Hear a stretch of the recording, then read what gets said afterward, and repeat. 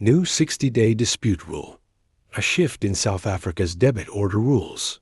On a quiet April morning in 2026, Thandi sat at her kitchen table in Cape Town, staring at her banking app. A debit order had gone off 2 days earlier, small, almost forgettable, but something about it didn't feel right.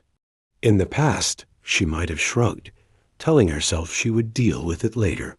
There had always been time, months even, a year in some cases. But things were different now. Across South Africa, the payments industry had just stepped into a new era, one shaped not by complexity, but by alignment. The South African Reserve Bank and the Financial Sector Conduct Authority had drawn a firm line. 60 days. No more, no less.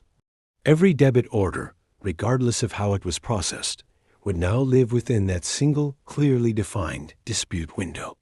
For consumers like Thandi, the change felt empowering.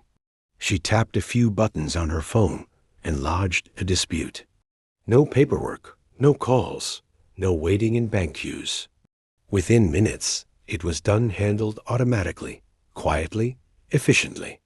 She didn't need to explain herself. For 60 days, the system simply trusted her. Across town, in a glass-walled office, Peter was having a very different morning. As the operations manager for a mid-sized service provider, he had spent years navigating the maze of dispute rules.